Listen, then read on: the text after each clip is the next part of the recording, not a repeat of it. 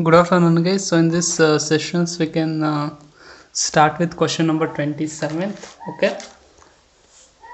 So this adjustments also will comes for 14 marks.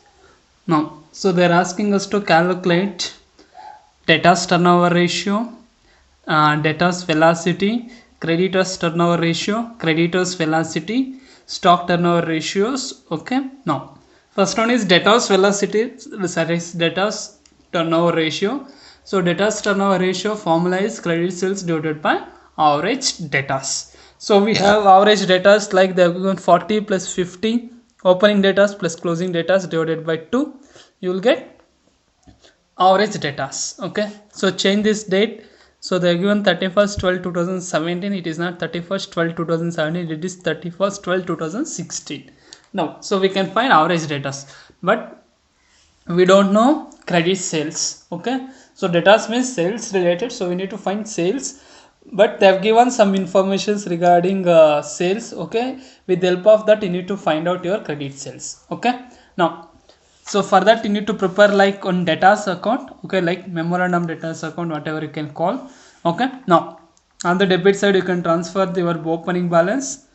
Okay, on the credit side closing balance. Now check with your adjustment. First they have given cash received from debtors is 90, so they are receiving cash from debtors. So debit, so when you are receiving cash from any debtors, it will comes to the business, so I am debiting. So cash account data to debtors account. So by cash account 90,000, and they are giving like there is a return inward. So the return inward means we are getting returns from your sales, so that you need to record return inwards. Now we need to check with your credit side. So it is 1 lakh 50 always almost. Okay, so when they're not giving credit sales, always credit side should be more. So debit side is less, the remaining balance you need to consider as credit sales. So credit sales is 1 lakh 10 divided by average status is 45, you will get 2.44 times. Okay, next, data's velocity ratio, number of days in a year. So we are considering 2016, right? So in your question paper I think they will give 2019 or so normally you will get 365 days only, but in 2016 will be considering as leap year.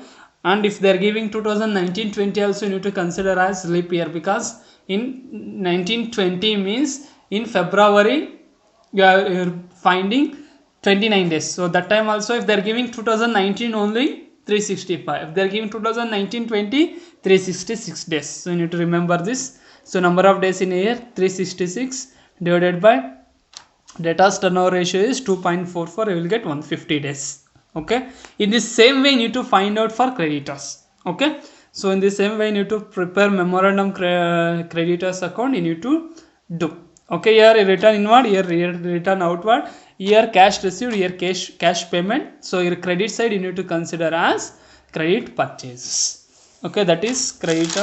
Same way creditors velocity you can find out. Next, stock turnover ratio, the formula is cost of goods sold divided by average stock. So here there is a hint regarding cost of goods sold. The formula you can use opening stock plus purchases minus closing stock. So 30,000 plus purchases, you need to take total of cash purchase and credit purchase. So total it will become 95,000. So minus of closing stock, we will get cost of goods sold is 75. So stock turnover ratio is 75 divided by 40, you will get 1.875. Okay, that is 27th one. Next, 28th one. So they are asking us to calculate current ratio and quick ratio. So current ratio formula is current assets divided by current liability. So here you need to identify all current assets.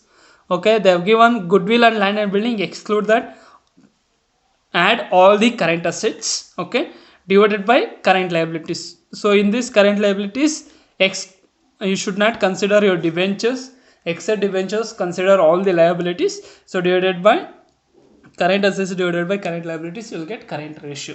Next, quick ratio. So the formula is current assets minus of stock plus prepaid expenses. So you need to take total of current assets, or what you can do, you should no need of taking your stock and prepaid expenses and any other fixed assets. Just take apart from those assets divided by current liabilities minus bank overdraft. So you have bank overdraft, don't consider that also.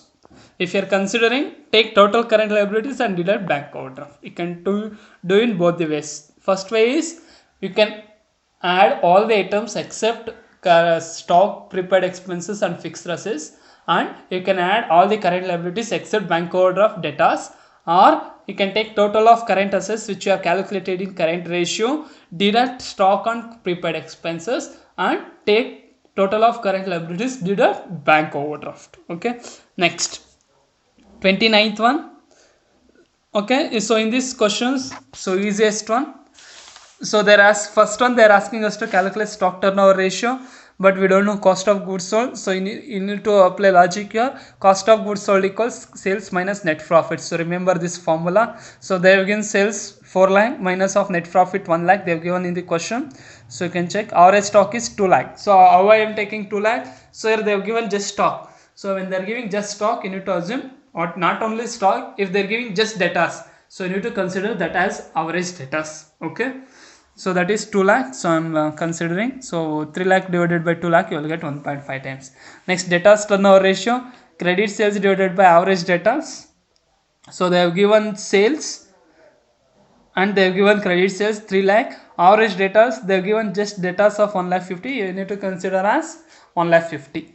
That is 2 times. Next, net profit to total assets, you need to identify formula. Net profit divided by total assets, that is 1 lakh divided by 6 lakh. Next, price earning ratio equals market value of share, that is 20 rupees divided by EPS, but we don't know EPS. Leave that.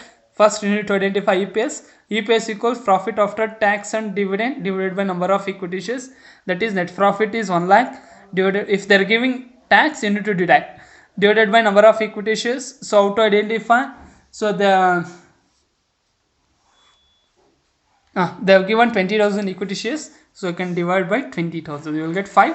So you can take this 5 here, 20 divided by 5, you can get 4 times. Okay, next one is 38th, current ratio, add all your, so here you need to divide like particulars 2013 2014. For example, first one is current ratio. So current ratio equals current assets divided by current liabilities, right? So here you need to take total of current assets. So you need to identify stock, debtors, cash plus prepaid expenses divided by current liabilities of sundry creditors and proposed dividend. So I will give clarifications whether you need to consider proposed dividend or not. So you can calculate here in this 2013 2014. In the same way, next quick ratio, acid test ratio, same way you need to calculate. Okay, so I hope you have these formulas. Okay, so you can calculate, try that. If not possible, I will only do it.